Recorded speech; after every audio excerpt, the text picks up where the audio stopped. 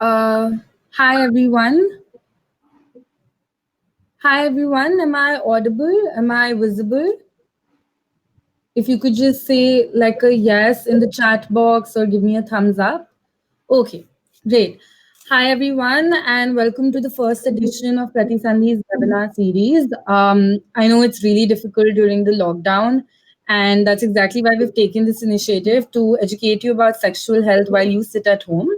So, Prati Sandhi is a youth led NGO that is dedicated towards creating awareness and promoting dialogue about sexual health and the social norms surrounding it.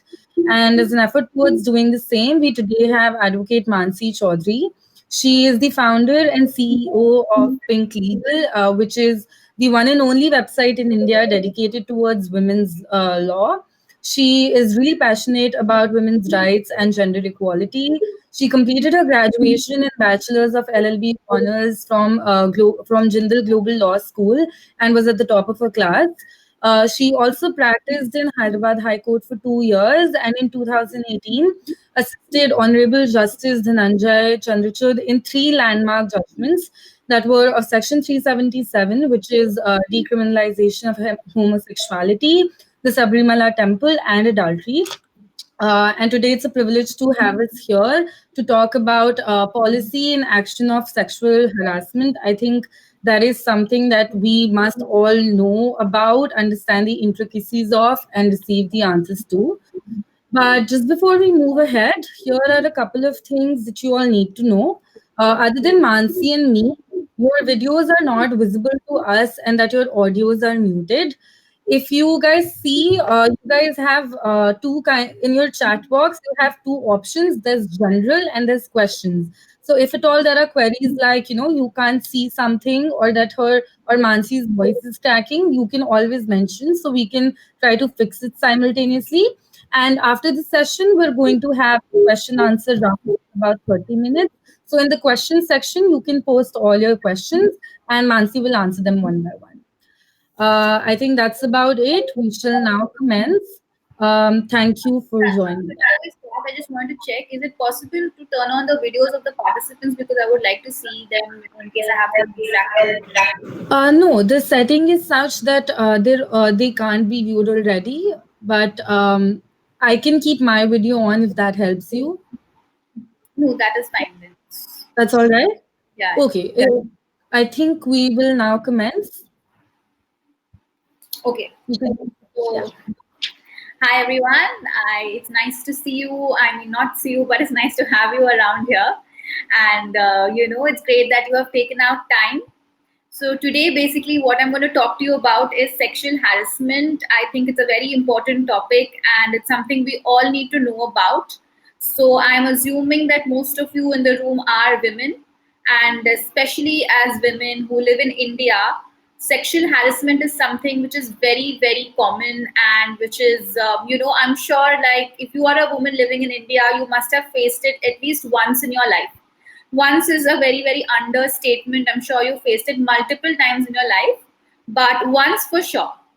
So that is why we are going to talk about sexual harassment today and the law about sexual harassment, because it's important for all of you to know what exactly is sexual harassment under law and what are your rights and remedies against it. So today I will explain all of this to you. I cannot see any of you, so I will be asking you some questions, or just reply to me in the chat. So for starters, just reply to me if you can hear me clearly. Just send me a yes in the chat so that I know that you can hear me clearly. Okay, great. So I see a lot of yeses. That means you can hear me clearly. So now I'm just going to share my screen with you so that I've made a small PPT, and I will use that to just sort of guide you through what I'm going to speak about today. So just give me a moment.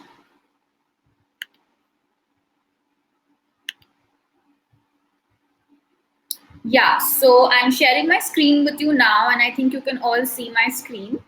And I will take you through my PPT now. So, yeah, so this is what I was telling you about sexual harassment and the law. And basically, yeah, we're going to talk about all the legal, like all the different laws that tell you about what is sexual harassment, that criminalize sexual harassment, and what you can do about it. So, for starters, I want to know now, we've all been talking about sexual harassment and this and that.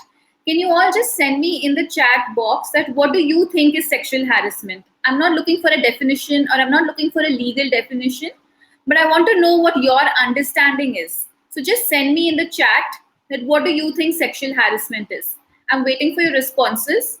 So, you can type it and send it to me in the general chat, and I just want to read 4 5 responses before I move ahead. You know, so yeah, do send in your responses. Don't feel shy or don't. Nobody's judging you anything anymore. Anybody else wants to tell me what it is? Yeah, so I'm seeing a few responses here.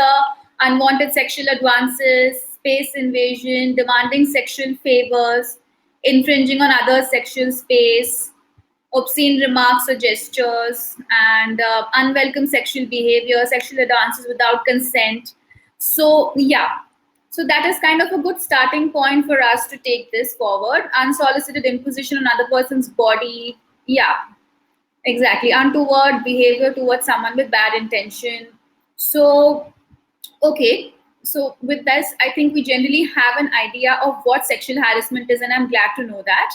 But I want to explain to you further in detail, because generally what our concept of sexual harassment is that it is, how they show it in the movies, where it is physical harassment, usually happens in a very violent manner, and it takes place in some lonely dark place, in some strange place. So that is our idea of sexual harassment generally, right? But I want to tell you that it is very important that we know that sexual harassment is much broader, much deeper than this. And some of you have sent in responses which show that sexual harassment is much bigger than just physical harassment. So let me take you to the next slide, which basically talks about what exactly are the different types of sexual harassment. So, sexual harassment is basically of three, like you can divide into three broad categories. One is physical, one is verbal, and one is non-verbal sexual harassment. Now, physical sexual harassment, we all know very well what it is, right? So anything ranging from, beating, slapping, kicking, punching, all this you know. Yes, the violent type where, there is some sort of aggressive action. You see in the movies, someone has slapped somebody, she has fallen on the floor, and or she's rolling down the stairs.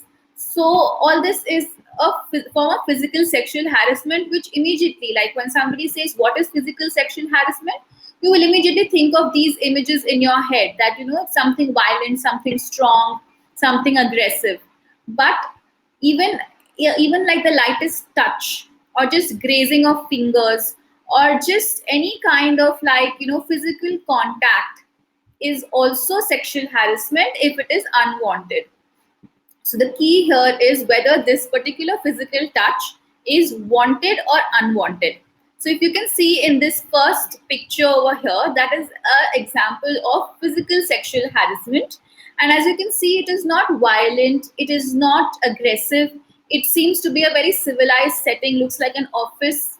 And this person has just put his hand on her shoulders. But if this putting hand on the shoulders is unwanted, it is physical sexual harassment.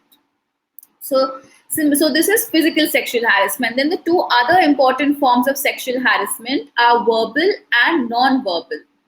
So verbal means what? Verbal means spoken words. So right now I'm speaking, so this is verbal, right? And my hands are moving. This is non-verbal. This is gestures. So verbal sexual harassment is nothing but, sexual harassment which is spoken in the form of words.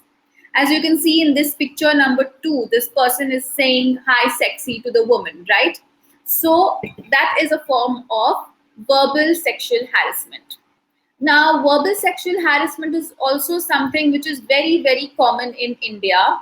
If you are on the streets or you are walking someplace, those typical, though there'll be people on the road who will start staring at you, then who will start catcalling, who will start calling you different kinds of names like sexy or baby, or they have lots of creative and weird ways of harassing women.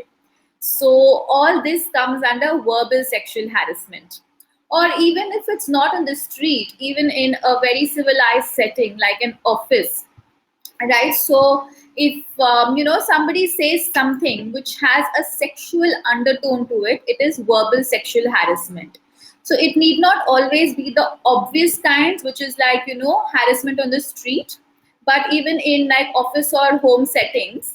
For example, now I'm just going to give you an example of one sentence, and I want you to reply to me in the chat box whether you think this is sexual harassment or not.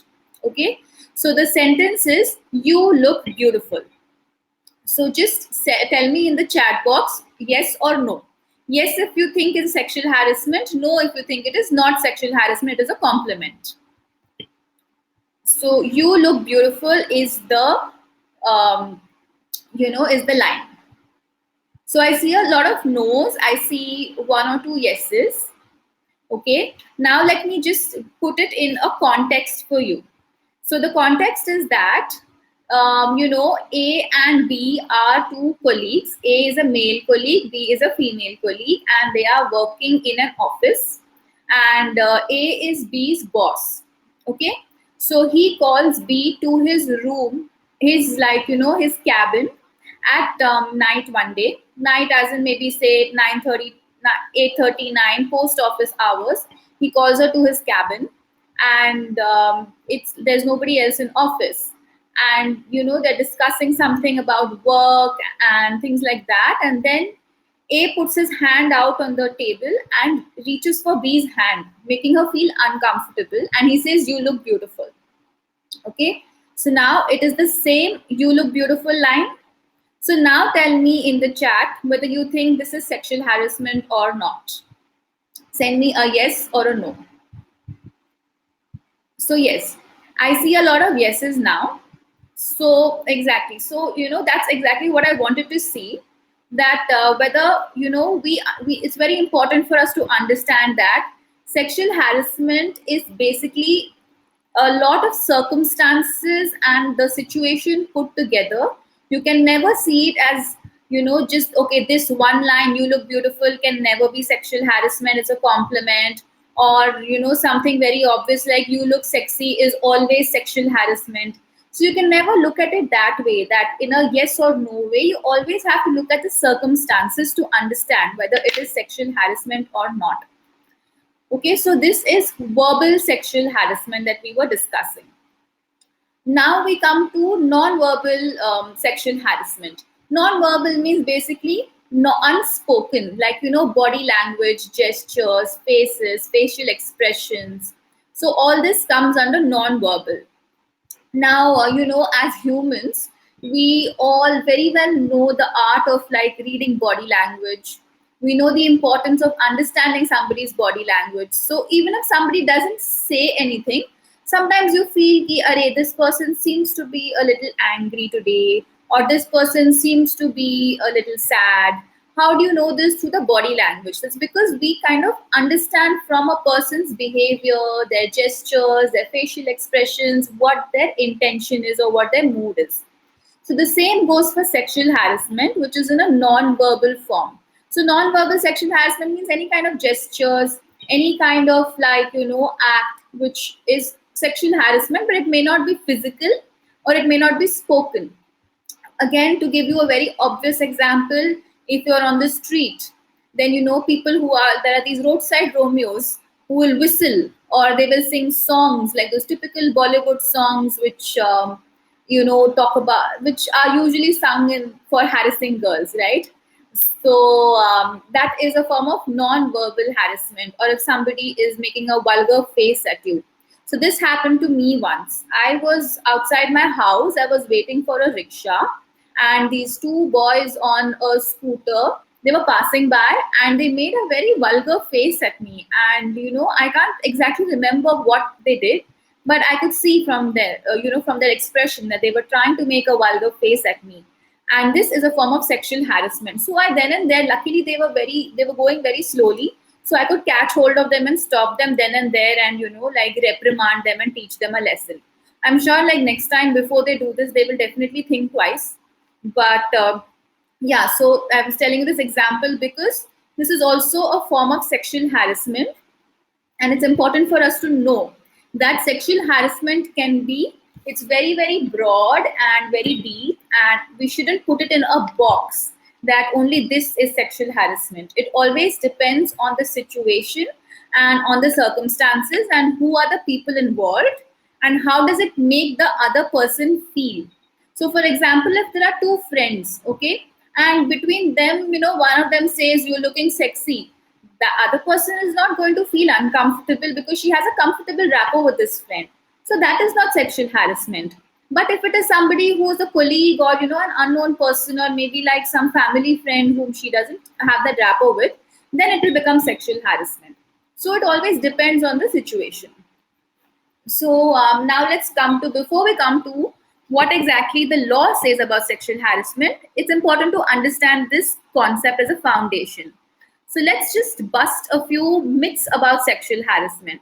So when it comes to sexual harassment, we all have like, fixed ideas in our head, or like a fixed picture that this is sexual harassment, right? Mm. So busting myths about sexual harassment. Number one, about where it can happen. So, as I was telling you earlier, also, one always tends to think that sexual harassment means it should happen in some lonely street or in a very crowded bus or a crowded train. It will happen only over there. But you will be shocked to know that statistics show that maximum amount of sexual harassment happens at home, so in people's houses. So basically sexual harassment can happen anywhere. It can be public place, obviously, that we all know. It can be at home, it can even be in the office, which is also very very common, and which is why the government has a specific law for sexual harassment in the workplace, which is called the POSH Act, right? Because sexual harassment at workplace is also very common. So it can happen anywhere. You should not, confine it to any particular public place. Number two, anyone can be a harasser. Again, our idea of a sexual harasser is generally a stranger or like an unknown person on the road. But that's not always true. In fact, like I have personally heard of so many so many people telling me about, especially as children, that they have faced sexual harassment from some known people, like family friends, or from their own family members, like an uncle, or I know somebody who, when she was about like 13, 14 years old, they would go to their friend's house to play. Obviously children go to each other's houses, and her friend's father turned out to be a predator, and he would try to sexually molest the girls who would come to his house. So basically, anyone can be a harasser. You shouldn't always think of it as a stranger in a public place. And third is something which is very obvious but which is not spoken about enough, which is, it is not your fault. Okay, so it is not the clothes that you wear, it is not what time of the day or night you are outside your house or you're inside the house, it is not the way you present yourself. It is never your fault, because you are just doing, you have no role to play in this. It is the predators or the harassers fault that they are doing something like this. So never ever ever think that if something happens to somebody, it is the victim's fault. This is called victim blaming and victim shaming, and you will be surprised to know how common it is in society for society to first blame the victim and first start questioning the victim's um, circumstance, that why was she out at this time, or why was she wearing this, or why does she drink alcohol, or these common things, that oh, this is because this is why it gave the wrong signals. It is not correct, and it is not the victim's fault. And fourthly, when in doubt, always go with your instinct.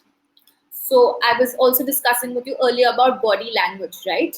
And along with body language comes something known as our instinct. We all have a very very strong sixth sense, And I'm sure you can recall of times when, even if you can't see something or if it's not very clear, but you have a feeling about it in your head that no, this is not correct, or this is not right for me, or I'm not feeling safe over here. Even if you can't say exactly why, you can't put it in words, you can't explain a particular reason, that is your sixth sense which is telling you that maybe there could be trouble. So the same goes for sexual harassment. That if there is some sort of, like, if you are in doubt, for example, a person, you feel like, okay, this man is staring at me, but you're not sure, or you may feel like, okay, maybe he's not really staring at me, maybe he's just looking to my right or to my left, and I am thinking that he's staring at me. But just think about it. You don't always think that all men are staring at you, right? You will only feel so in particular situations, in particular circumstances for particular men, because in most probability, in all probability, that man is staring at you. So always go with your instinct and your gut feeling. And if you feel that you are being harassed, maybe you are, and maybe it's better to be cautious than to be than to ignore it. So this is what I wanted to, like, the myths I wanted to tell you about sexual harassment. Now we'll come to the types of sexual harassment which are criminalized by law. So as I was telling you, sexual harassment is of three types: physical, verbal, and non-verbal. Now, before 2013, you all know the Nirbhaya case which happened in 2012, I think. And, so after that, there was obviously so much outrage in the country, and people were demanding stricter laws and stronger laws and everything. So then the parliament passed something called the Nirbhaya Act in 2013. Now, it's basically called the Criminal Law Amendment Act, but it popularly came to be called as the Nirbhaya Act because it was passed due to the Nirbhaya case. So before the Nirbhaya Act, the law did not really recognize different forms of sexual harassment as sexual harassment. It recognized only rape, and recognized, like, very vaguely, some sort of, like, physical and verbal sexual harassment, but not clearly. Not so clearly that you can go exactly and pinpoint that, okay, see, this is laid down in the law as sexual harassment. But now it does. Which law? The Indian Penal Code. I don't know if you have heard of this law. It's very important. The Indian Penal Code, or the IPC. It's basically the main criminal law of our country, and everything related to crime is covered in this law. So the Indian Penal Code lays down what is a crime and what are the punishments for that crime.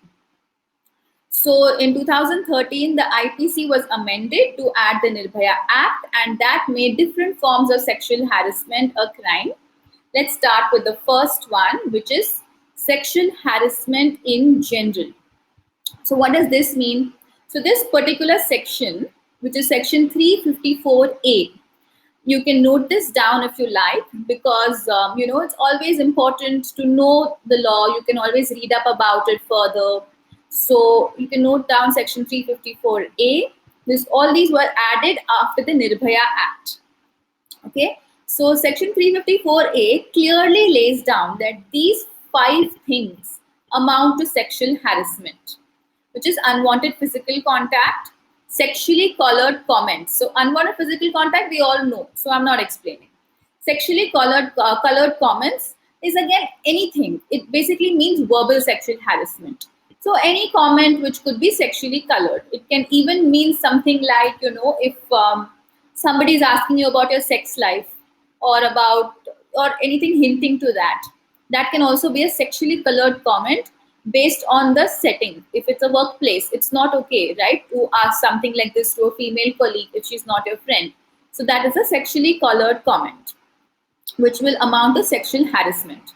Then coming to sexual gestures, again, I explained that when explaining non-verbal harassment. Then coming to asking for sexual favors.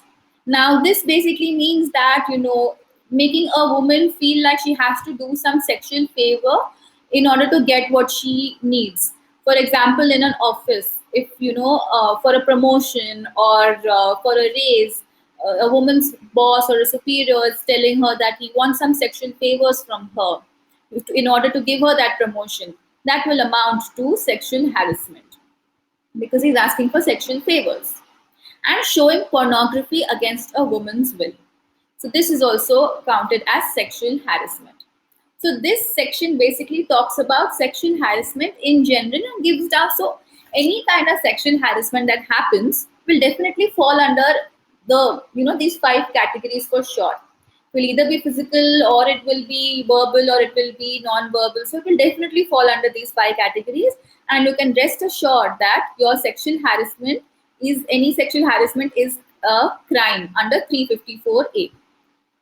Apart from this, the law also covers some specific kinds of sexual harassment, which is very important because each and every provision has different kinds of remedies and punishments prescribed to it.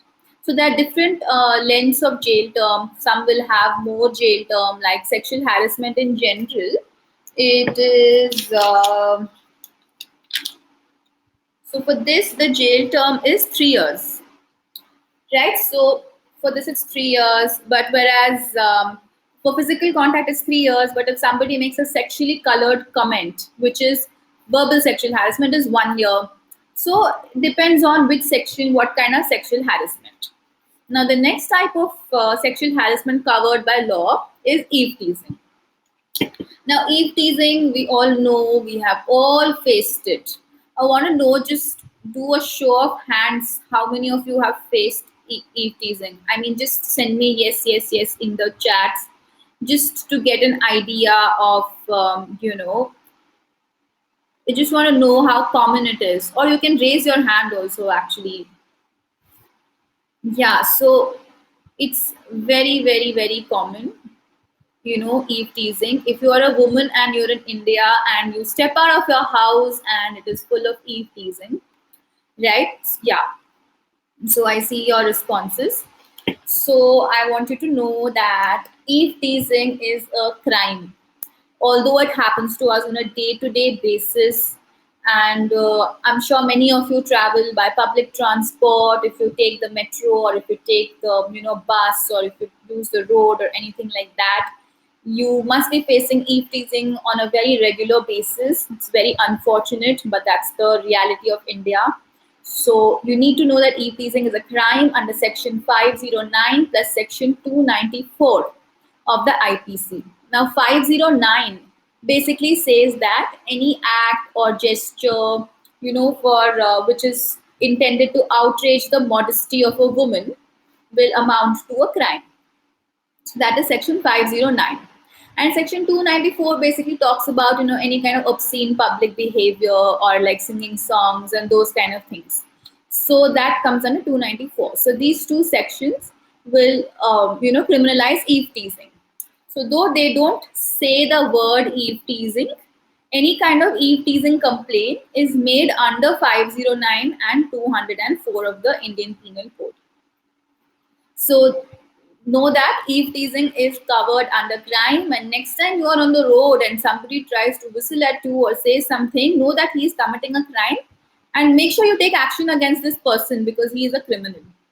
Okay, so I'm sure that you wouldn't have thought of this from this angle, that anybody eve teasing you is a criminal, but he is. It doesn't matter if the crime is small or big, right? A crime is a crime and a criminal is a criminal. So I'm telling you this because you need to know that it is not okay and eve teasing is not okay. And just because it happens on a very regular basis doesn't mean we put up with it, because it is a very, very serious offense, which is why the law has made it a crime. And we should stand up against it as well and raise our voice because we now know that it is a crime. Then next, coming to molestation. Molestation basically, again, physical form of sexual harassment. It means touching a woman inappropriately. So as I said, it can be any form of touching. It can even mean, like, it doesn't have to be, very violent or aggressive. It can mean any kind of unwanted touch. Okay, it will come under molestation. And even if you are in a, what do you say, in a metro, in a local train, in a bus, you know, those typical incidences when somebody accidentally falls on you कि अरे नहीं नहीं बस का धक्का लगा इसलिए I fell on you, or you know they try to like squeeze your buttocks, or you know touch your body parts, taking the advantage of the crowd and of you know the situation.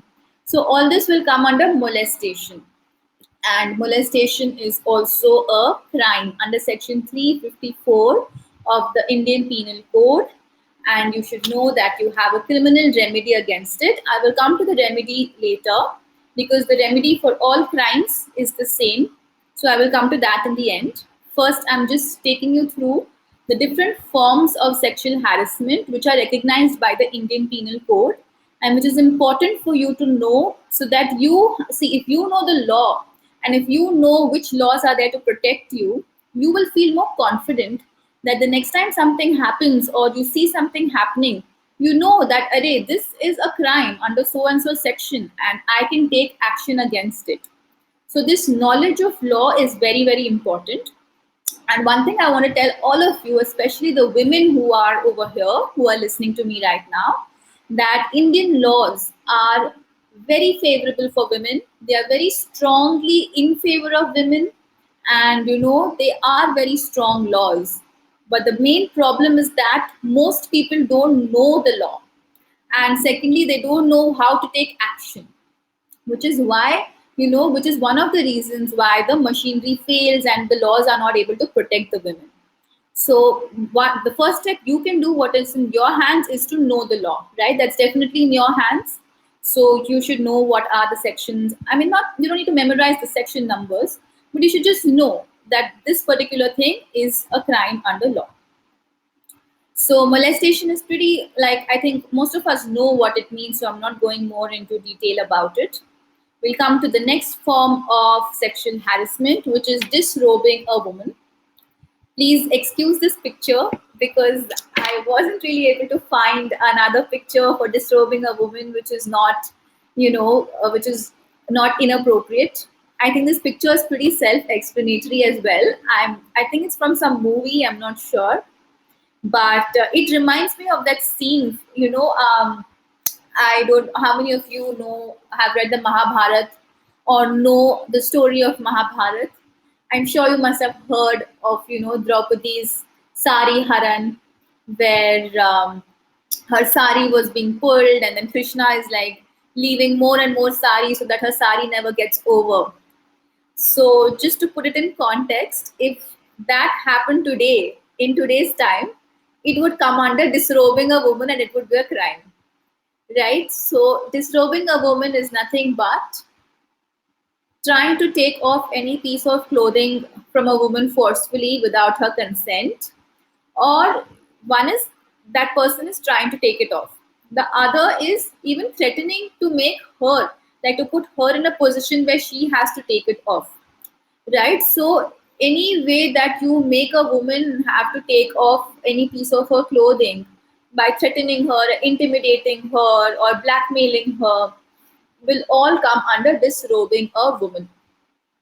So yeah, this picture is a bit disturbing because there are too many people who are watching this scene happening, and I don't know why they are not stopping what is happening and they're just smiling and watching. But anyway, so disrobing a woman basically means either physically somebody who is trying to remove any piece of a woman's clothing, or secondly, they are forcing the woman to remove a piece of her clothing by threatening or intimidating her. Or even if somebody is assisting somebody else, you know, like over here in this picture, if you see, this man is doing, you know, the act of disrobing, then the man behind him in the green pant and gray shirt is assisting him, right? Because he's standing next to him and, you know, he's not doing anything about it. So he would also come under the crime of disrobing a woman. So this is basically this. And disrobing a woman, generally, you know, why they have put it into the law is basically when any case of physical sexual harassment happens, right? Like some any kind of like violent sexual harassment or even rape. So disrobing the woman is always a part of that act because it comes along with it. So what happens is, earlier if there was rape, they would only be accused of rape, but all the other actions that go into it, like removing the woman's clothing, then physically molesting her before the rape, or saying things to her. So all these are also part of that entire act, but only that particular act of rape would get punished and not these other. So that is why they have added all these other acts also as a crime, because each and every part of it is a crime. So taking off the clothes is in itself a separate crime.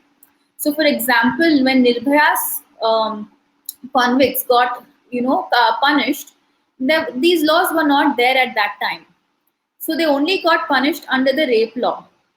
And that time rape law was also very different. Okay, it only meant peno-vaginal intercourse. It did not include so it's very gruesome, right? They used a rod and other things. So all this did not even get covered by the law at that time, because we didn't even have that in the law. We just had peno-vaginal intercourse. So even though he did commit an act which is rape or much worse than rape, there was no law to punish that person. There was only some small section about sexual harassment, that's it, which is not very strong. So that is why they have added each of these sections to make the law much stronger. So if they were punished today, they would be convicted under at least 6 to 7 different types of crimes, because each of these, like molestation, disrobing a woman, all of these would, sexual harassment in general, which I told you, all of these would be attracted. So this is disrobing a woman. Now, next we come to voyeurism. Before I tell you about voyeurism, I want to know how many of you have watched this movie called Drishyam. Okay, I see a question. Would the people in the background also come under it? Yes, they would, as abettors or accessories.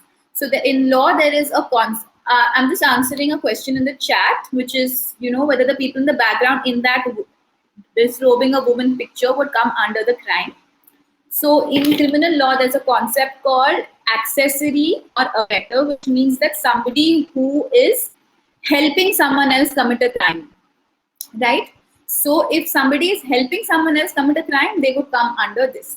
But if somebody is just watching and not doing something about it, it might not come under a crime, because we don't have, in many other countries, they have something called a Good Samaritan duty, which basically means that if you see something is happening, or if you see a crime, or if you see, it's your duty as a person to go and stop it, as a citizen, to go and stop that crime or play your part in that. But in India, we don't have a law which makes it your duty to go and stop.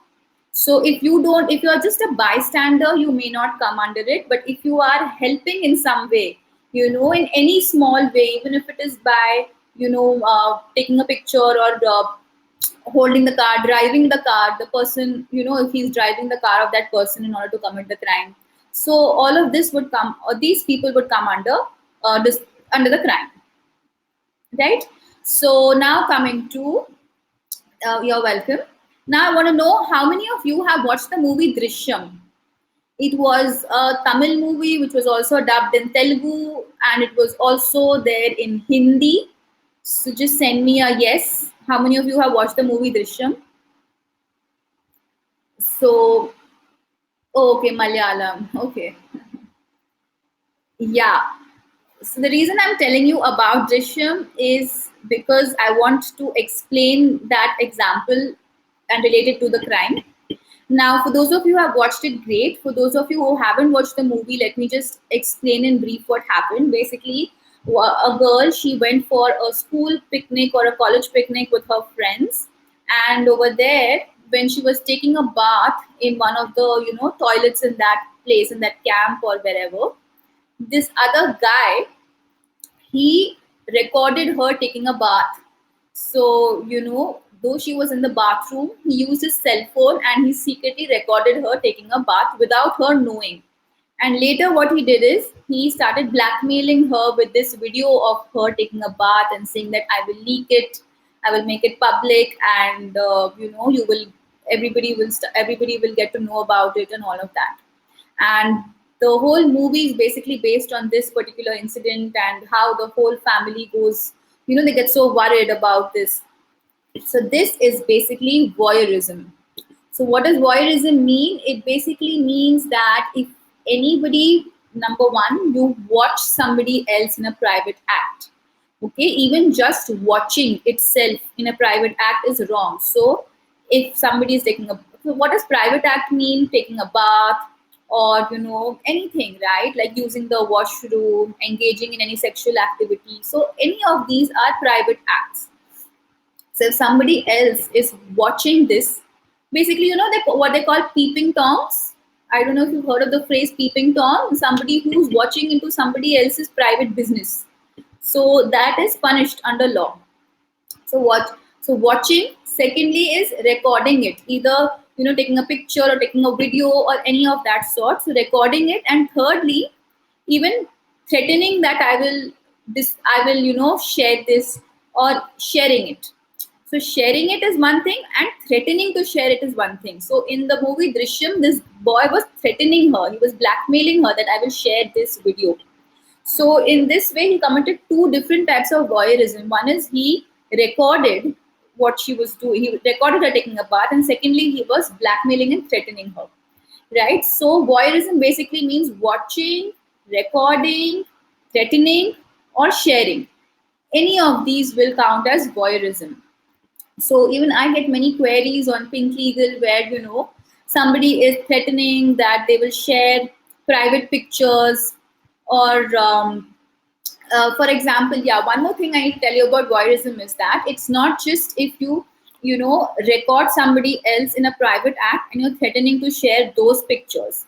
It basically also means threatening to share or sharing any kind of private pictures of that person. So for example, on Snapchat, which Snapchat was initially started with the intent that people can sext each other or send each other sexual pictures or nude pictures, and then they'll disappear, right? So that's how, so a lot of people engage in this, sharing private pictures, sharing nude pictures, etc. Now, if you have voluntarily shared a picture with somebody else, like a nude picture or a private picture with somebody else, that's fine. That's your personal and private wish. But if that person is now threatening that he will share this picture with somebody else, or he is sharing that picture with somebody else, that will also count as voyeurism. So even if you have consensually shared it, okay, but you have not given your consent for that person to distribute it, right? You have only given your consent for that person to view it privately.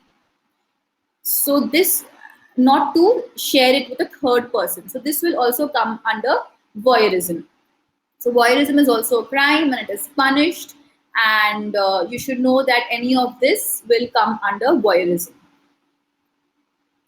What if a girl, yeah. So I think I've answered your question, Sukanya. If a girl sends a private picture to a lover and he threatens to disclose them. So exactly, if you send a private picture, that's fine. But disclosing them is not correct. That will come under voyeurism. Now coming to the last form of sexual harassment which is covered, just stalking. Again, stalking is very, very common, and you must have seen in many Bollywood movies or even other regional language movies where if a guy likes a girl, he starts following her for some reason. He'll follow her to college, he'll follow her to her house, and he'll keep following her. Honestly, this is not okay because they're just promoting the concept of stalking, which is a crime under law. So stalking basically means following a girl without her consent. And the Nirbhaya Act, when it was formed, so they made two types of stalking a crime: physical as well as online stalking. This is very important because physical stalking we all know, it's obvious, but online stalking is also a crime. Online stalking means what? Like, following a woman's like her online activity, monitoring her activity, her internet usage, and everything. So all this will all come under stalking. And along with stalking, so if somebody is following you everywhere you go, or you see a familiar face everywhere you go, you should know that you are probably being stalked. And stalking can get dangerous. I don't know how many of you have watched the Netflix show called You. It's about a stalker who is also, he later becomes a boyfriend and then he also becomes a killer. So that is about stalking, and stalking is a crime. There's something I want to tell you about stalking. Anyway, never mind. I'll tell you about it later. Yeah. So one of my friends, like recently, we conducted this campaign on Pink Legal for Anti-Street Sexual Harassment Week. Okay, and we asked girls to like put up a placard about some kind of sexual harassment that they have been through, because we wanted to see what are the different types of sexual harassment that are happening and how common are they, and what are the which type is more common. And I was really surprised to see that so many of them put up placards about being stalked, and that's a very, very scary state of affairs, because eve teasing is one thing, okay, it gets over then and there, but being stalked means that person is actually following you and that person knows your whereabouts, so it can get quite unsafe or dangerous. So you should know that if the stalker ends up coming to your house or any of your private property, there is a remedy in law against that, which is criminal trespass. So if the stalker comes to your private property, he will be considered as a criminal trespasser, and apart from stalking, there will also be the charge of criminal trespass. And secondly, if a stalker tries to like threaten you or intimidate you, it will come under criminal intimidation. So this is also a third kind of remedy. So you have stalking, then you have criminal trespass, and you have criminal intimidation. These are the three types of laws under which he will come if he is doing any of these other acts, like coming to your house or office or your college, or college maybe not because it's not a private property, but house and office for sure, and also trying to threaten or intimidate you. So that will be stalking.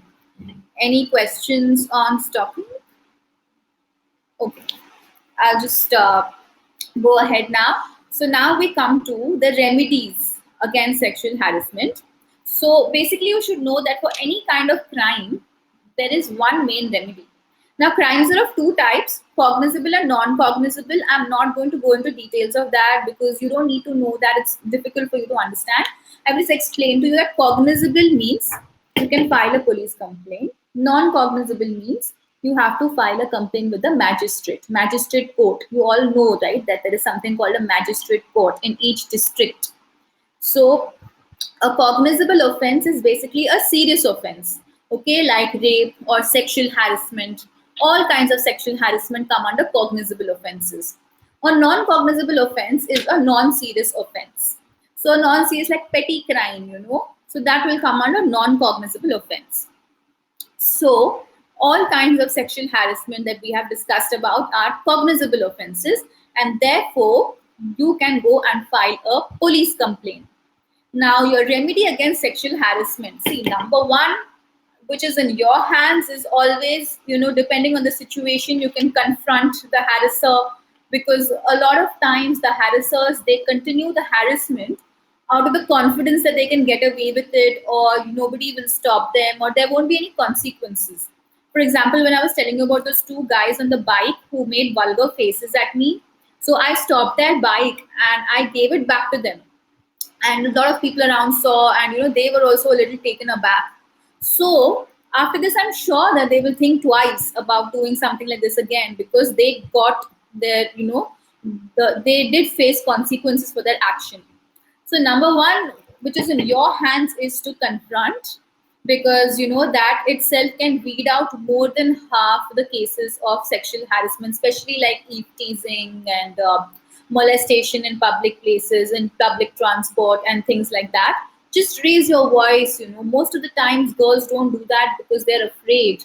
They feel that, okay, if I raise my voice, what if it backfires on me? Or we are always taught to keep quiet, to feel ashamed that we are getting harassed. But that is not the case. Be confident, know that it's not your fault, and always assess the situation. If you are in a crowded place, it should be fine to raise your voice, because you know that you are in a crowd, so it's safe. If you are in a lonely place, don't do that, because you know that you are alone and there's nobody around you apart from you and the harasser. So always confront based on your circumstances and analyze your safety first. That is in your hands. Number two is police complaints. So if you decide that, okay, I don't want to confront, or maybe I have confronted, but I want to take it further, I want to file a police complaint, you must do that. And I would highly encourage you to do that, because most of the time sexual harassment goes unreported, right? So if there are like 100 incidences of sexual harassment, I think maybe about 5 or 6 must be getting reported. And out of those 5 or 6 also, I don't know how many see the daylight to, go finally to the trial and go through the entire court case.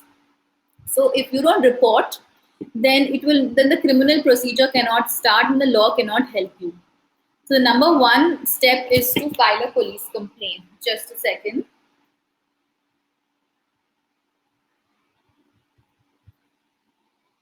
Yeah. So the number one step is to file a police complaint. Now, where should you file the police complaint? You should file it in the nearest police station, or rather the police station which has the jurisdiction over that area.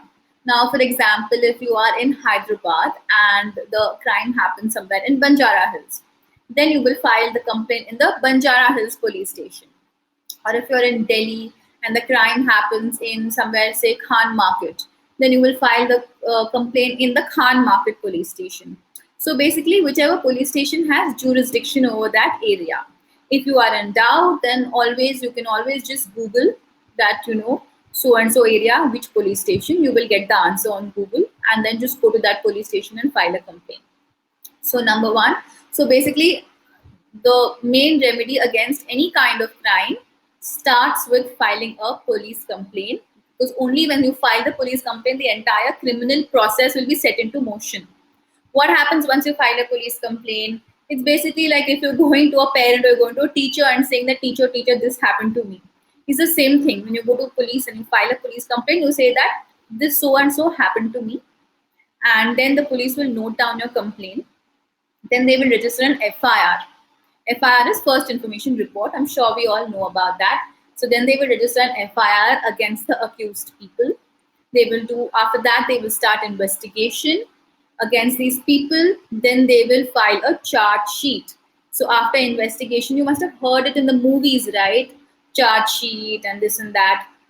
So after the investigation, they will see, basically what will they see? Okay, the FIR has been filed for so and so, like, this, that, maybe like stalking, molestation, etc.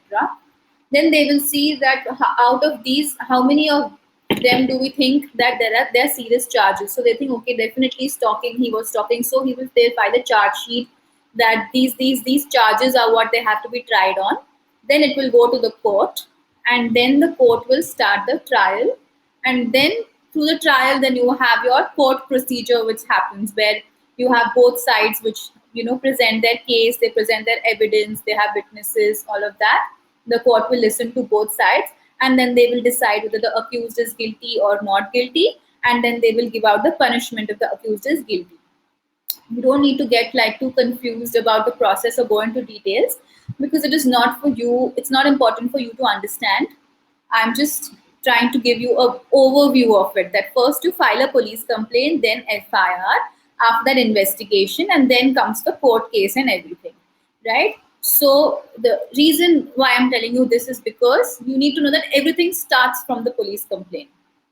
The law cannot come by itself and guess that, okay, maybe something happened over here and let me look into it. No.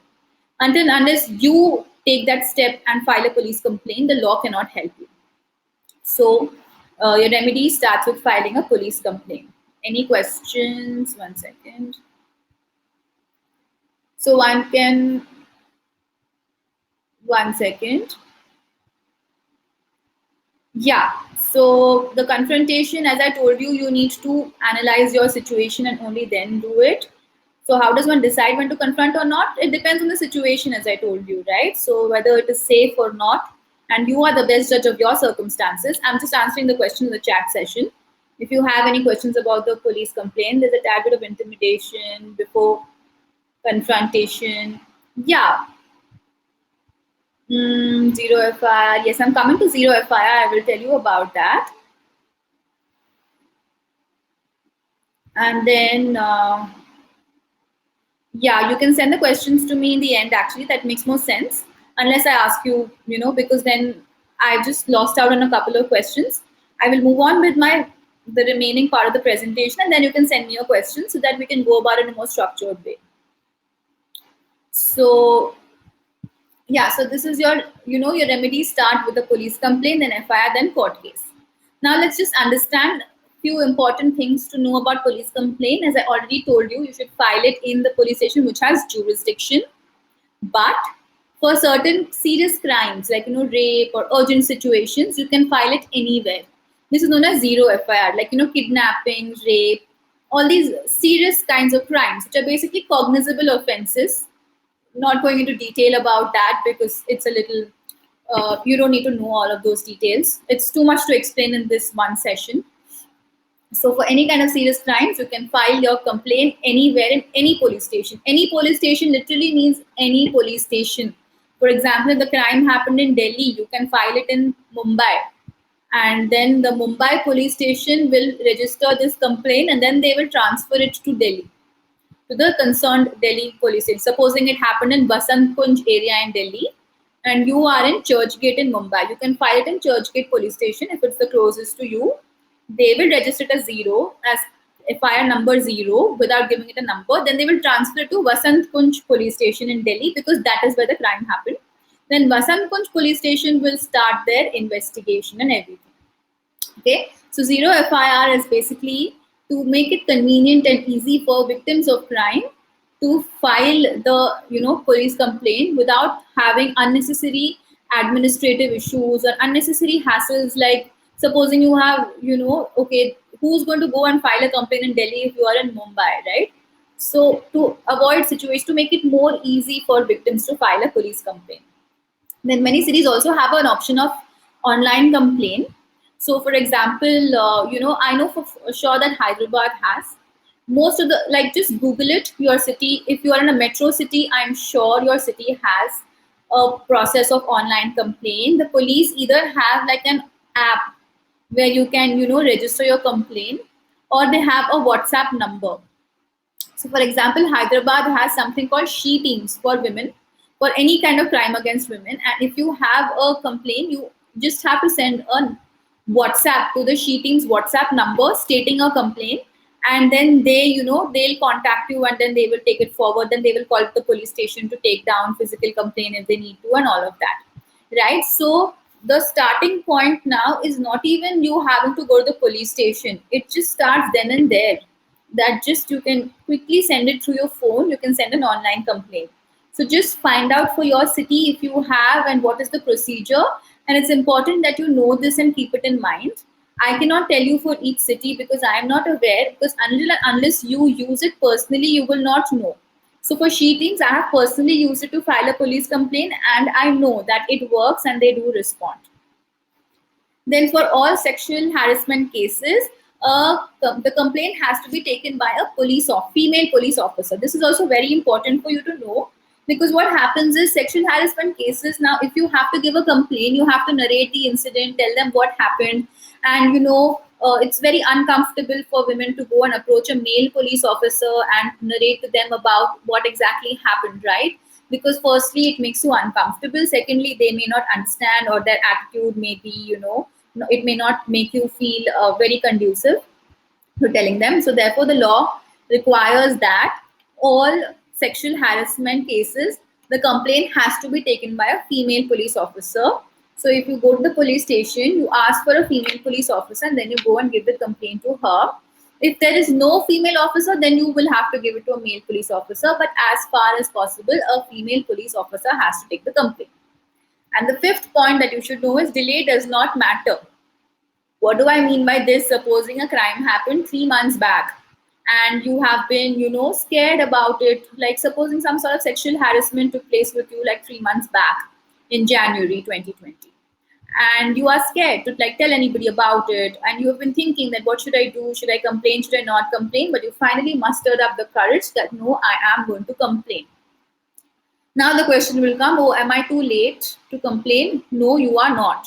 Even if the crime happened in January 2019, you can still complain today. For criminal law, complaint, the delay does not matter. For example, if you remember the Me Too case when it happened in India, so Tanushree Datta's complaint against Nana Patekar for an incident which happened many, many years ago, she could still complain about it today, because delay does not matter when it comes to a when it comes to any kind of crime.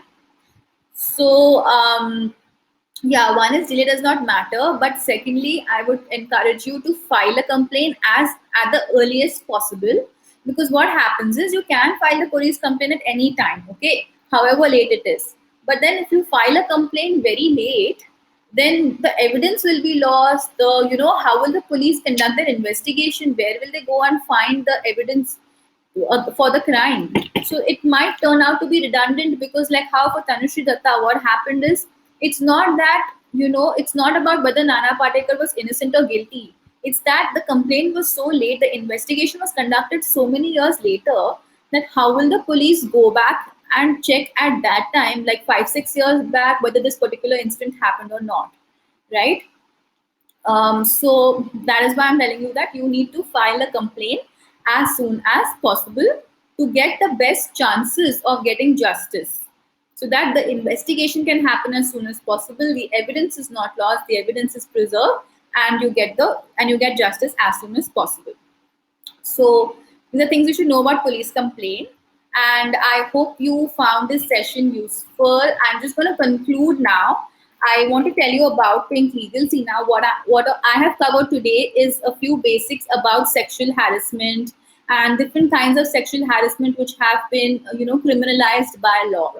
But there's a lot more to this, and there is some more details you should know about it. Plus, if you have any other kind of issues, you can go to pinklegal.in, which is a platform that I have started to help out women understand their legal rights. And you can understand all the legal rights about any kind of issue on pinklegal.in. So you can go there, and once you log on to Pink Legal, do sign up for the Pink Legal Tribe, which is basically a community of women, and we'll be sending newsletters and updates about any kind of whatever we keep updating the law, whatever updates we have, we will keep sending it to you, so that you know the latest laws and the latest position of law to protect yourself.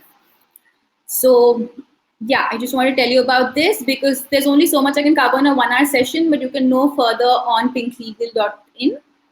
And now I'll come to questions. So feel free to ask me any questions you have. I will be taking them. Thank you so much. That was a very informative and I think a much required session by most of us to understand how to really go about this, because I think a lot of us really struggle there. And yeah, thank you. And for all the people who have questions now, you can press the question tab on the chat box and you will start receiving questions and Mansi will answer them. Mansi, if you can just press that question icon, if you can see it on your right side. 1 second. Yeah. Yeah, you have a few questions there, so you can start.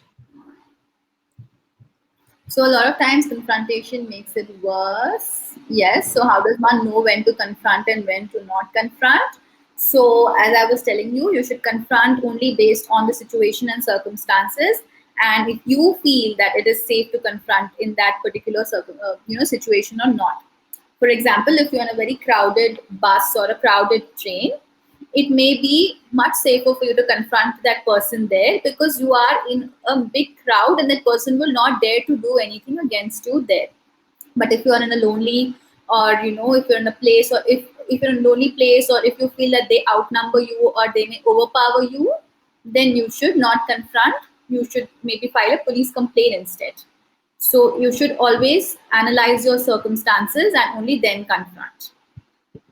And if a sexual partner takes pictures of you without consent, is that considered voyeurism? Yes, of course it is, because here the consent is very important. If it is without consent, it is a crime. If it is with consent, it is not a crime. Even if it is with consent, sharing is a crime. So even if it is a sexual partner, it does not matter, because it's okay. Now again, takes pictures of you. Now this depends on what kind of pictures. So if the pictures are of a private act, then it will be crime. If they're just taking pictures of your face or something, it will not be a crime. Like, it will not be voyeurism. And what if you send a new photo to your partner and he refuses to delete it when you ask him?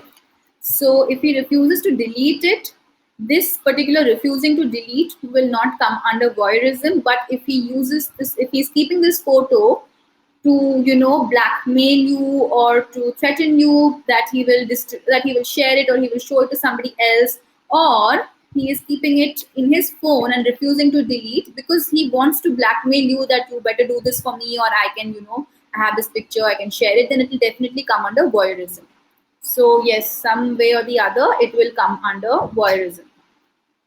Then, okay, you logged out of the session when I was explaining about 509. That was basically I was explaining about eve teasing, and I was telling you that eve teasing is a crime under section 509 and 294 of the IPC. So, Indian laws are in favor of women. What about courtrooms? They seem to be dominated by men. What does that mean for women in cases where evidence isn't much and it is a woman's word against a man in a room and system dominated by men? So I understand where you're coming from. That the general impression that we get is that courtrooms and courts and the legal system is dominated by men, and that is a fact. That's for sure. But I would like to tell you that there is a ray of hope in this situation where our courts are becoming more and more progressive, and the judgments given out by courts are becoming more and more open towards women. So Supreme Court is firstly very, very, it's very progressive. It is very in favor of women. Then comes high courts. Then comes the lower courts. So, what you need to understand is there are two ways in which we have laws in our country. One is what is laid down as law, like, for example, Indian Penal Code. Second is the judgments given by the Supreme Court and High Court. These are also considered as law in our country. So now the Supreme Court has given a judgment which says that if there is, this judgment was given for a rape victim, but it will also apply to other forms of sexual harassment, that where it is only the woman's word against the man's word, that is, there is no evidence, and you just have to basically rely on somebody's word, right? So if the court feels that the woman is speaking the truth, then it is more than enough for the court, and they can rely on the woman's statement itself. They don't need any kind of other evidence. So the woman's statement will be enough. They won't need other evidence to convict that person. So even if it is a woman's word against a man's word without any kind of evidence, it is, this judgment does help you in that situation. And if the court feels that you are speaking the truth, they can definitely rely just upon your word. But I understand that, whatever the Supreme Court says may not trickle down to the lower courts and to the, the tertiary places where justice is served, where you have like district courts and metropolitan courts and all that. And that is unfortunately a sad situation. And, I really hope that it does change. And in fact, if more and more of us speak up, more cases are filed, more complaints are made, I'm sure that the system will have to change. Like how it changed after Nirbhaya, it will change slowly for sure. Can you please explain that again? What do you want me to explain again, Sukanya? Can you leave me a message again? So if you want to confront them in a crowded place, what if they retaliate in a much worse manner? So again, as I said, see, now I cannot give you a blanket statement or, a blanket solution on when you can confront and when you cannot confront, right? Because it really depends on the situation, the kind of people. For example, when I'm in Hyderabad, I know the general tendency of the people in Hyderabad, and I know how people think. People here are not very aggressive compared to people in Delhi, like the men in Delhi. I'm talking from my personal experience, right? Because I have lived in Delhi as well. So I would feel more comfortable confronting somebody in Hyderabad, like those two guys on the bike who tried to harass me. I was confident that they will not be able to do something against me, or even if they do, I am in my hometown and I have support system and I can take action against them. Whereas if I was in Delhi and I was alone and away from my family and I was in a place and I would probably think twice about confronting somebody, because firstly I know that the behavior there is a lot more aggressive, and secondly I know that I don't have a support system. So I really cannot tell you a blanket yes or no on when to confront and when not to confront. It is totally dependent on the situation and it's best for you to analyze your situation and judge it accordingly. So you want to work for empowerment? Can you work with Pink Legal? You can message me later about this and we will talk about it. Online stalking, do PG owners who track the internet usage by the tenant fall under this, especially if they share the details with friend person? See, PG owners, tracking the internet usage, that might not fall under online stalking, because online stalking is specifically for when a man tries to stalk a woman online with the intent of kind of sexual harassment.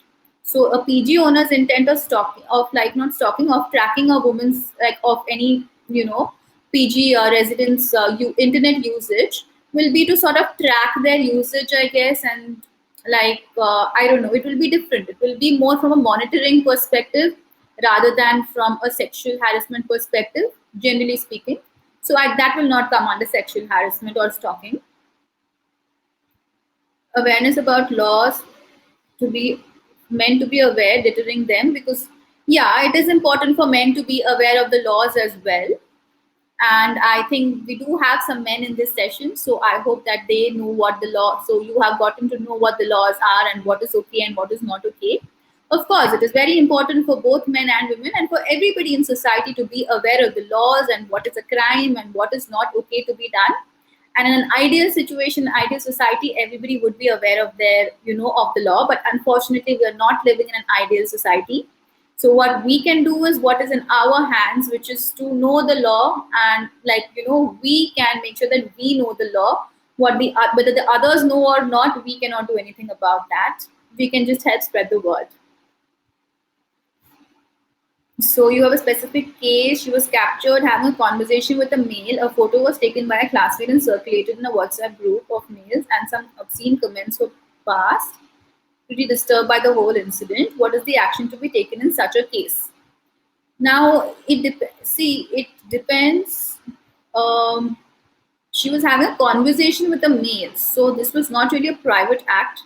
This will not come under voyeurism, but it can come under sexual harassment, because it depends on whether the intent of passing this around was sexual or not. But from what I can gather from the question is that in most probability it will come under sexual harassment in general. See, some form of sexual harassment or the other you can bring it under. Certain forms are specific, like supposing if she was if somebody caught a picture of her kissing a boy in a room, that would be a private act and that would come specifically under voyeurism. But since this will not come specifically under voyeurism, it will come under some sort of general sexual harassment like 354A, which talks about general sexual harassment. Then do you have any more questions?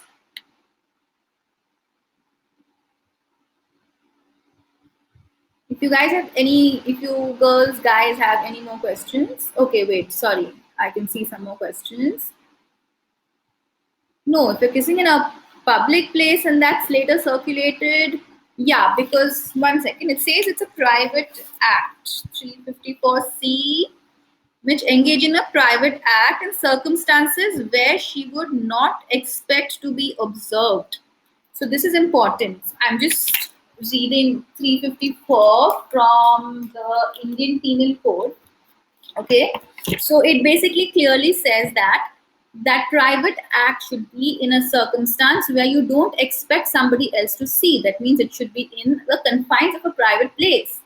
So if you are kissing somebody in public, you know that people will be able to see, and that will not come under voyeurism. The conversation in Delhi where men in groups around the time of Holi throw balloons, sometimes with yuck.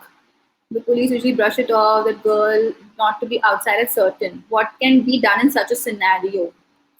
That's really disgusting and it's really sad that this happens. What can be done? See, number one, you have police complaint, but if the police themselves are, like this, Delhi, I don't know if Delhi has something like how Hyderabad has she teams for women. I don't know if Delhi has something like that. As far as I know, they don't. But then what you can do is you can approach, there are NGOs which work for women or which also specifically campaign for things like, Holi and these throwing of water balloons and harassment during Holi. So you can approach these NGOs and you can approach them collectively. so that the NGO can collectively raise a voice against these people. Or what you can do is you can try filing a police complaint in with a female police officer, so that you might get a better response. Because if the male police themselves are not coming forward, otherwise then you have the other option that you can approach the magistrate court and file a complaint with the magistrate that so and so happened.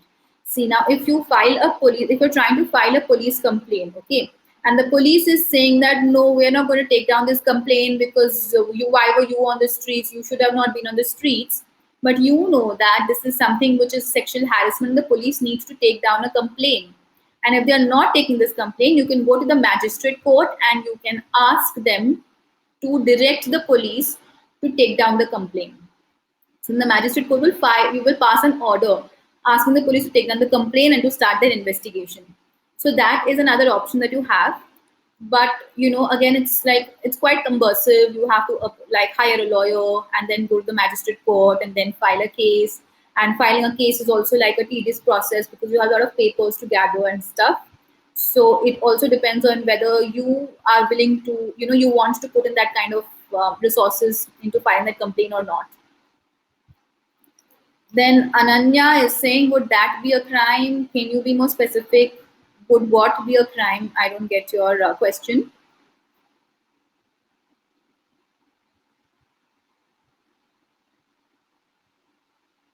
So,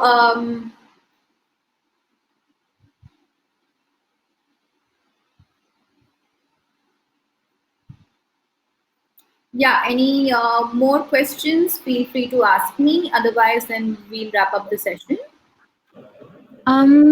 I think that these are all the questions that we have. I think Anya was asking if you're kissing someone in public place and then that's later circulated, would that be a crime? Okay, yeah. So circulating would be a crime, but that would not be a sexual. It would not come under the IPC. It would come under the IT Act. It would be a cyber crime. Okay, then I think these are all the questions, and that's about it. Thank you so much for joining us. It was a great experience having you on this platform and like letting you educate us about something that matters to all of us so much. So it was my pleasure. I hope you all learned something new and that you are inspired to, know the law and know your rights, because it's very important for all of you. So please know all your rights. Also go to Pink Legal where you can know all your rights and just take action whenever you have to. Yes. All right, then. Thank you. We'll end this session now. Okay. Thank you, everybody. Bye. Thank you. Bye. Take care, everybody.